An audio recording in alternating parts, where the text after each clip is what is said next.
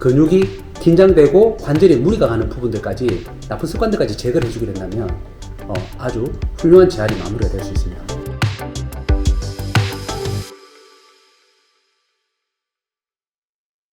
반갑습니다. 당당 한방병원 병원장 성진욱입니다.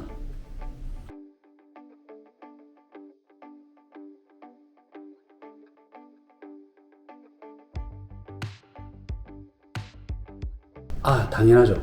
자, 가급적 무릎 수술은 안 하는 게 좋습니다. 안 할 수 있으면 최선이겠죠. 왜냐하면 수술을 한다 하더라도 보통 사람에 따라서 평균 한 15년 정도 수술한 부위를 쓸 수가 있고, 요즘은 수술 기술이 늘어서 뭐 30년까지 쓸 수 있다고 하지만 체중이 는다든지 또는 내가 발목이라든지 허리가 안 좋다든지 여러 가지 요인들에 의해서 또 수술했던 부위가 또 아플 수도 있는 거거든요. 그렇게 되면 재수술을 고려를 해야 되는데, 만약에 양쪽을 다 무릎 수술을 했을 때 양쪽을 또 다 재수술을 하는 최악의 상황이 있을 수가 있지 않겠습니까? 그러면 가급적 한쪽을 수술했다면 한쪽 수술로 끝내는 게 가장 이상적이겠죠.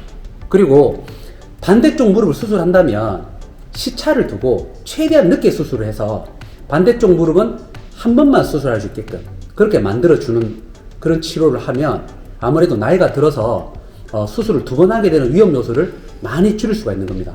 특히 70대 후반 또는 80대가 넘어가는 고령이 됐을 때는 뭐 당뇨라든지 심장병이라든지 여러 가지 어떤 건강상의 문제 때문에 재수술을 할 수 없는 경우도 많이 있거든요. 그런 경우에 노년에 굉장히 여유가 있는 시기인데도 친구를 만난다거나 일상생활을 할 수 없기 때문에 가급적 수술을 한 번으로 끝내기 위해서 수술을 하지 않은 반대쪽 다리를 재활을 하고 그 무릎이 수술하지 않도록 관리를 하는 치료를 집중적으로 받는 게 굉장히 중요하죠.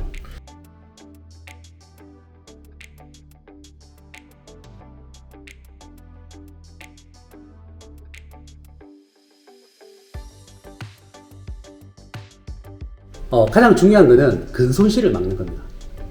근손실이라는 거는 수술하고 나서 침상 안정을 계속 하시게 되면 근육의 하루에 뭐 1%에서 2%씩 계속 이렇게 빠지게 됩니다. 그렇게 되면 예를 들면 일정 시간이 지났을 때 근육이 아주 약해지게 되고, 특히 무릎의 안정성을 만들어주는 대퇴사두근이라든지 햄스트링이라든지 엉덩이 근육각 같은 그런 근육들이 빠지게 되면 이제 무릎 통증이 줄어들어서 보행을 했을 때 무릎의 안정성이 떨어지고 무릎에 과부하가 걸리기 때문에 수술을 했지만 다시 또 통증이 또 재발할 수도 있고, 그리고 그런 불안정성 때문에 수술했던 관절을 오래 쓸 수 없는 그런 문제가 생기거든요.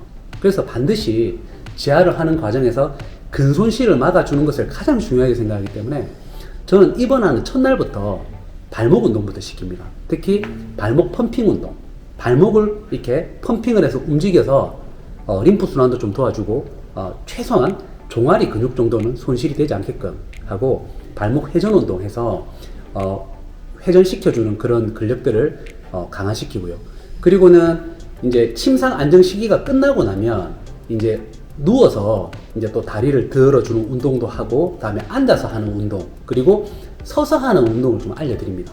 그리고 좀 더 나아가면 일상생활에 복귀를 했을 때 의자에서 앉고 설 때 나쁜 자세를 하시는 분들이 되게 많아요. 그래서 무릎이 손상되는 경우가 많은데, 의자에 앉고 서는 나쁜 습관, 그리고 바닥에서 앉았다가 일어날 때 습관들, 그런 습관들이 잘못되어 있는 부분을 통해서 또 근육이 긴장되고 관절에 무리가 가는 부분들까지 나쁜 습관들까지 제거를 해주게 된다면 아주 훌륭한 재활이 마무리가 될 수 있습니다.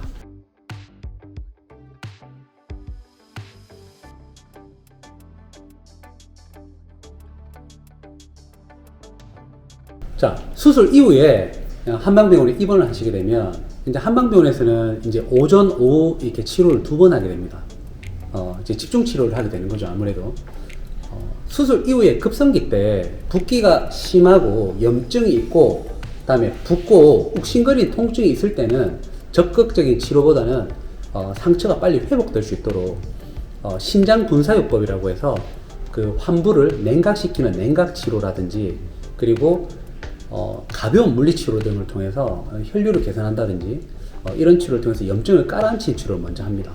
그리고 그 이후에 염증이 좀 깔아앉고 통증이 좀 줄어들어서 관절을 좀 움직일 수 있게 되는 그 시기 때는 오전에는 이제 침 치료하고, 다음에 물리 치료하고, 다음에 약침 치료, 추나 치료, 이런 치료를 병행을 하고요. 오후에는 침 치료, 물리 치료, 다음에 도수 치료, 이렇게 오전, 오후로 치료를 통해서 통증이 있다면 잔여 통증들을 잡아주고요.